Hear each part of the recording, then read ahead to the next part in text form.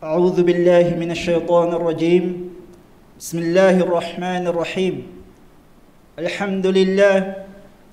إن الحمد لله نحمده ونستعينه ونستغفره ونعوذ بالله من شرور أنفسنا ومن سيئات أعمالنا.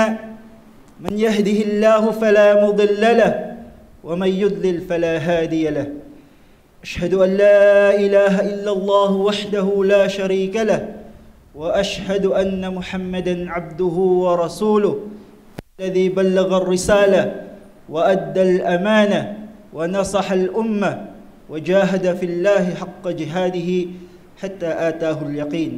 صلوات الله والسلام عليه. Mga kapatid sa pananampalatayang Islam, una sa lahat ng papuri at pasasalamat ay kay dakilang Allah subhanahu wa ta'ala lamang. Sa Kanya tayo humihingi ng tulong, sa Kanya tayo humihingi ng kapatawaran, at sa Kanya tayo nagpapakupkup mula sa kasamaan ng ating sarili at sa kasamaan ng ating mga gawain. Ako ay sumasaksi na walang ibang Diyos na karapat-dapat sambahin maliban lamang ang dakilang Allah subhanahu wa ta'ala. At ako'y sumasaksi na ang mahal na propeta Muhammad sallallahu alaihi wasallam ay ang kanyang sugo at huling propeta na ibinaba dito sa mundong ibabaw, na kung saan sa isang kadahilanan upang ipalaganap ang totoong relihiyon, totoong risala ng walang iba kundi ang Islam. Ibadallah, usikum wa nafsi bittaqullah. حيث أن الله سبحانه وتعالى قال في محكم تنزيل بعد أعوذ بالله من الشيطان الرجيم يا أيها الذين آمنوا اتقوا الله حق تقاته ولا تموتن إلا وأنتم مسلمون. O kayong mga nananampalataya, ina-advisean ko ang aking sarili, pati na rin sa inyo, ng totoong pagkatakot sa dakilang Allah subhanahu wa ta'ala.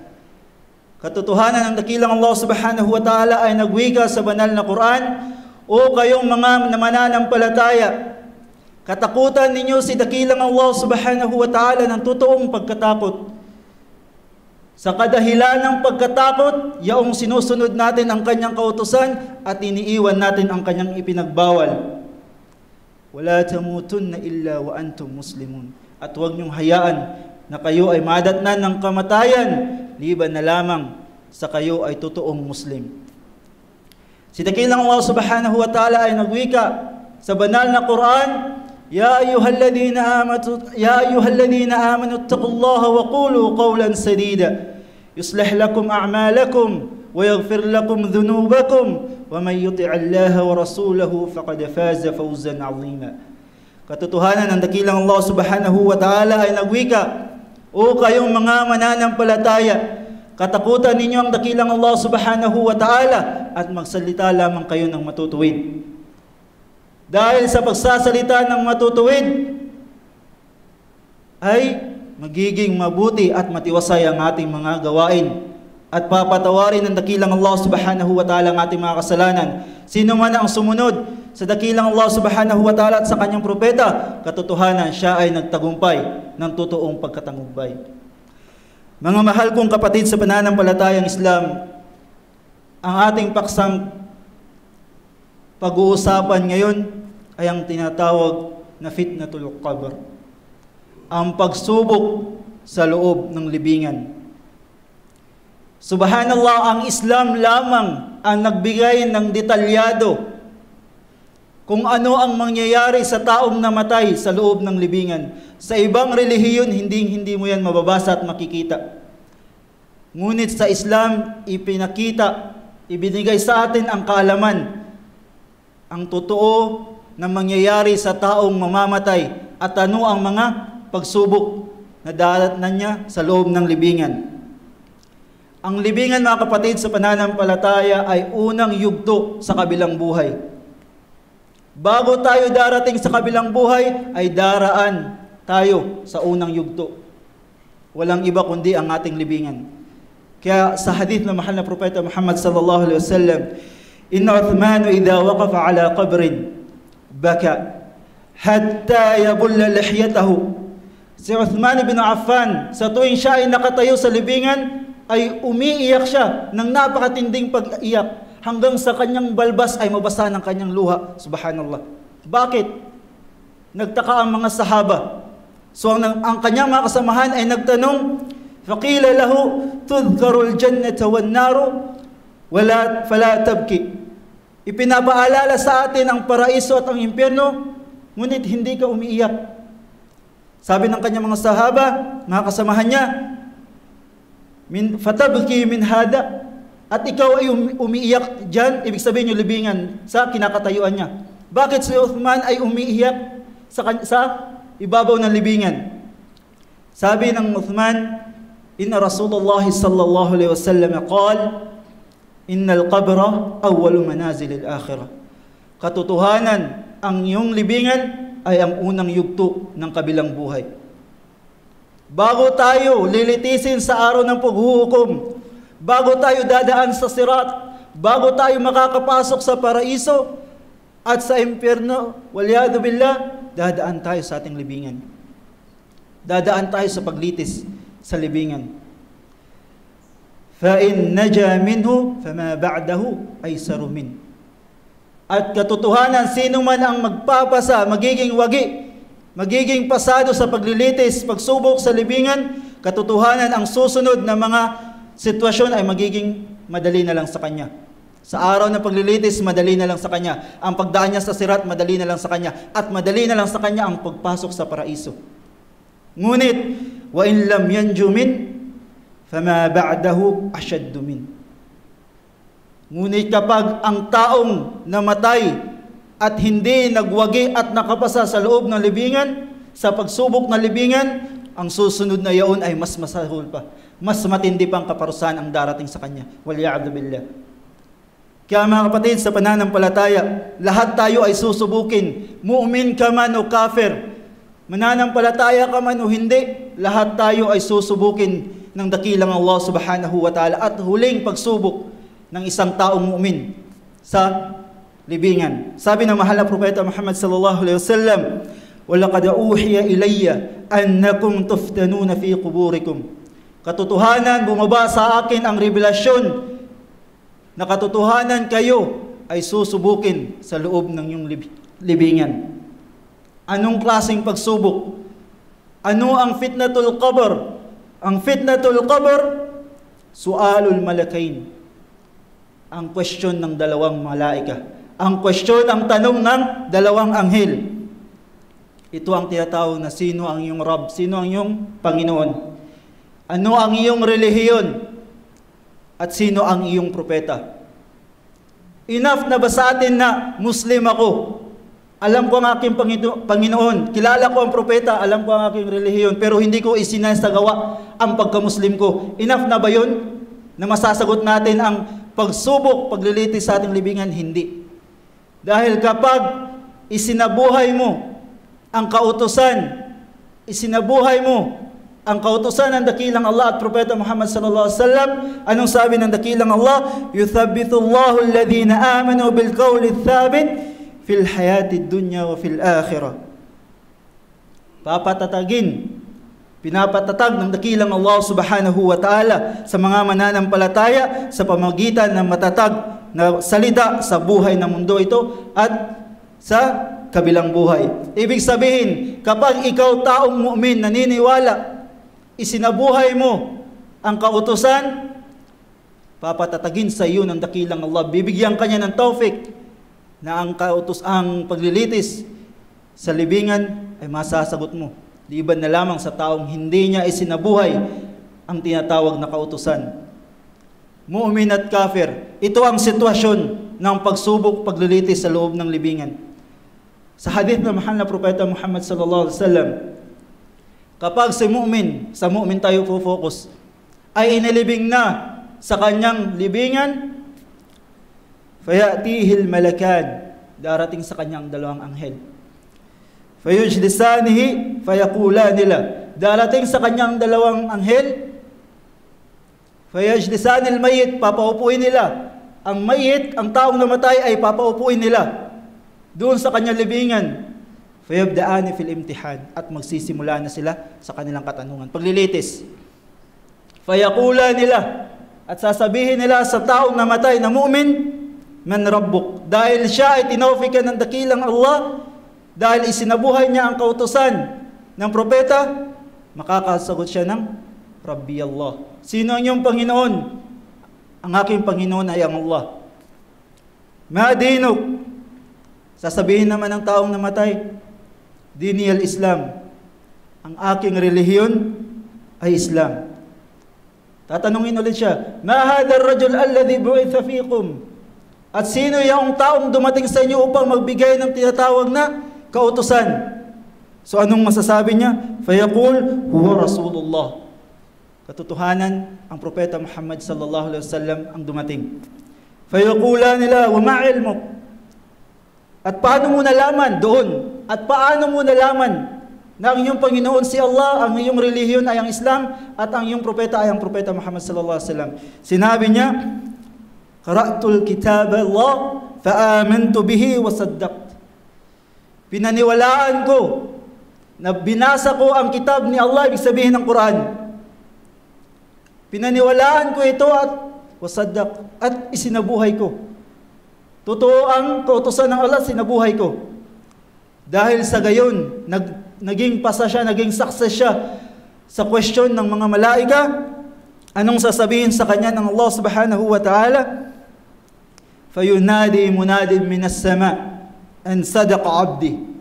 Mananawagan ng dakilang Allah subhanahu wa ta'ala sa langit na katotohanan, ipinagkatotoo ng aking alipin ang kanyang sinabi.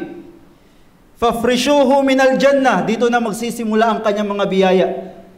Pahigain nyo siya ng higaan mula sa paraiso. So bibigyan siya ng higaan galing sa paraiso. Wa albisuhu minal jannah, bihisan nyo siya ng damit na mula sa paraiso. Bibigyan siya ng damit mula sa paraiso.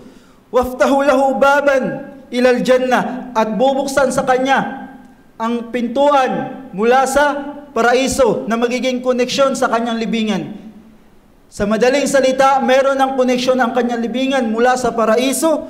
Fayatihi min rawhiha wa tibiha, darating sa kanya ang hangin na mula sa paraiso at ang amoy na sobrang bango na mula sa paraiso.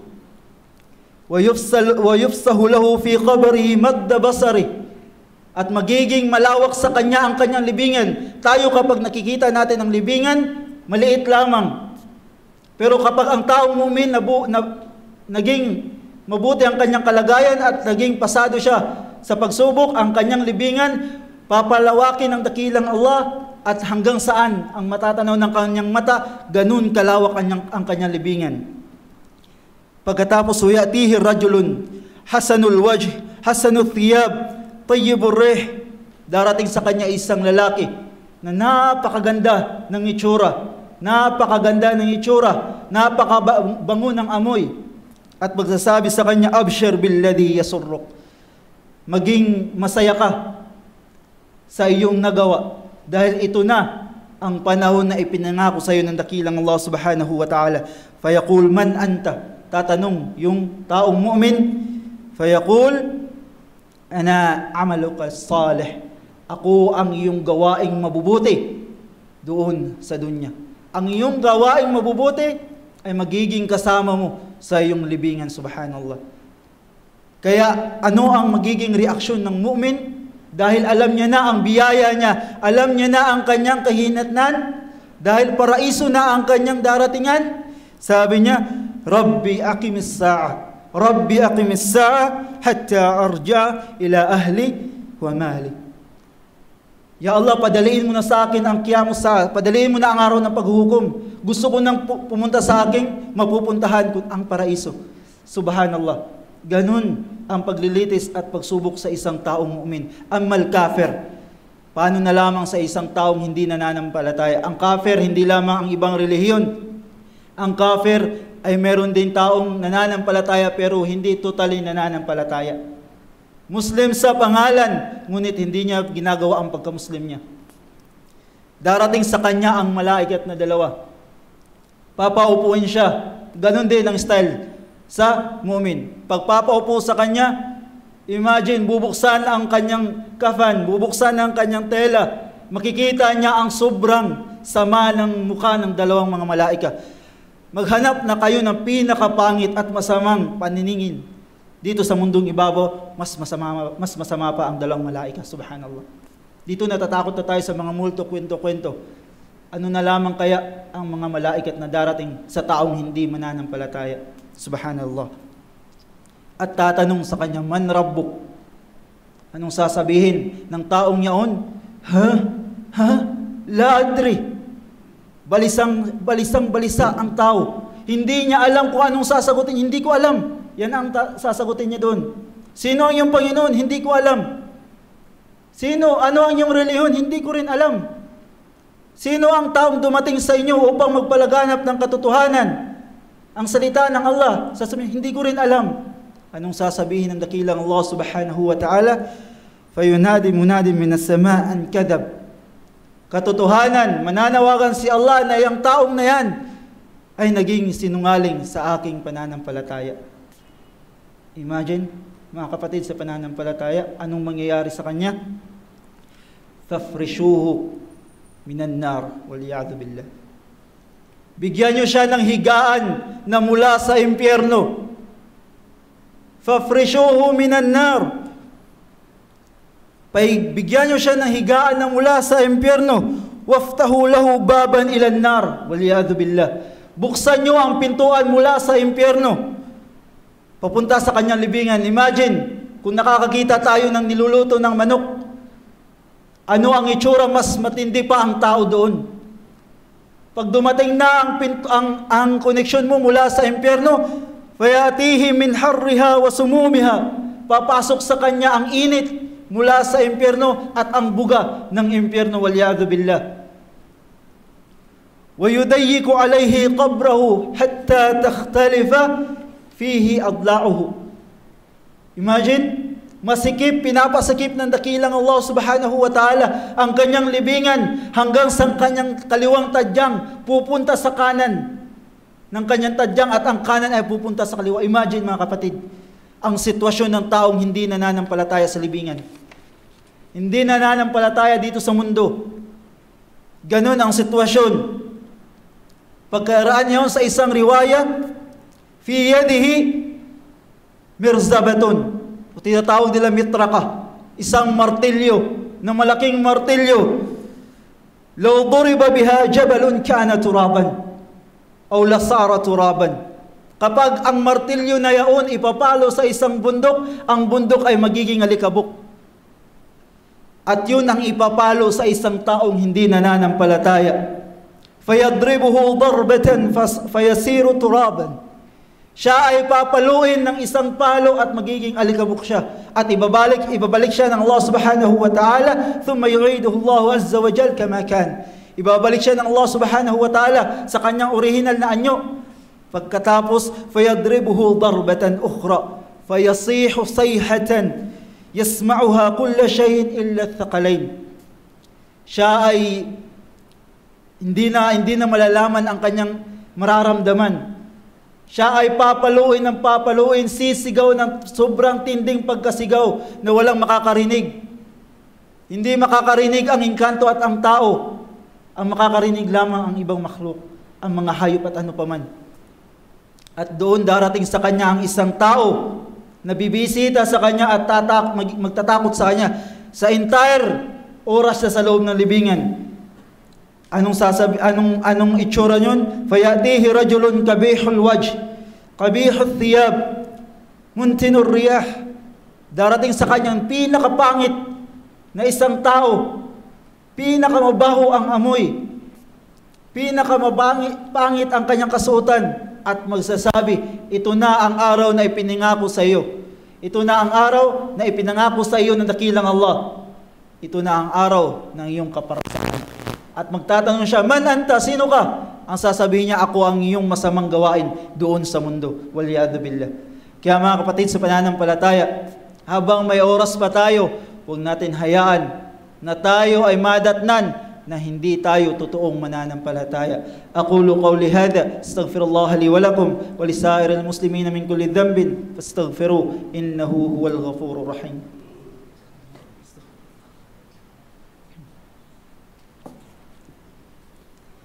Alhamdulillahi rabbil alamin wal aqibatu lil muttaqin wa la udwana illa 'alal zalimin. Mga kapatid sa pananampalataya, huwag natin hayaan na tayo ay magsisisi sa araw na tayo ay kukunin na ng dakilang Allah subhanahu wa ta'ala. Dahil wala nang chance, wala nang pag-asa na tayo ay bibigyan ng dakilang Allah subhanahu wa ta'ala na isa pang panibagong buhay. Kaya sabi ng dakilang Allah subhanahu wa ta'ala, hatta idha jaa ahdahumul maut qala rabbirji'un. Hanggang sa dumating na sa kanila ang tinatawag na kamatayan, sila ay hihiling sa dakilang Allah subhanahu wa ta'ala na, ya Allah, ibalik mo kami. Ibalik mo kami. Gusto namin magsimba sa iyo. Ngunit anong sabi ng Allah subhanahu wa ta'ala? Kalla innaha kalimatun huwa qailuha wa min waraihim barzakun ila yawmi yub'athun. Katotohanan, hindi na yun maging totoo pa ang kanilang pananalita. Doon na sila sa pamumuhay nila sa barzak hanggang sa araw na tinatawag na paghuhukom. Kaya mga kapatid sa pananampalataya, i-check natin ang ating sarili. Always natin i-evaluate ang ating sarili. At huwag natin hayaan na ang ating sarili ay magsabi na bukas na lang ako mag-ibada, bukas na lang ako magtatabat. Huwag mga kapatid. Simula mamaya hanggang sa araw-araw, gawin natin ang tinatawag na pag-ibada sa dakilang Allah subhanahu wa ta'ala at totoong pagtaubat sa Allah subhanahu wa ta'ala. Katotohanan ng dakilang Allah subhanahu wa ta'ala ay nagutos sa banal na Quran na pagbigay ng salawat at panalangin sa mahal na propeta Muhammad sallallahu alaihi wasallam. Kanyang sinabi, inna Allah wa malaikatahu yusalluna ala nabi ya ayyuhalladhina amanu sallu alaihi wa sallimu taslima. Allahumma salli ala Muhammad wa ala ali Muhammad كما صليت على إبراهيم وعلى آل إبراهيم إنك حميد مجيد.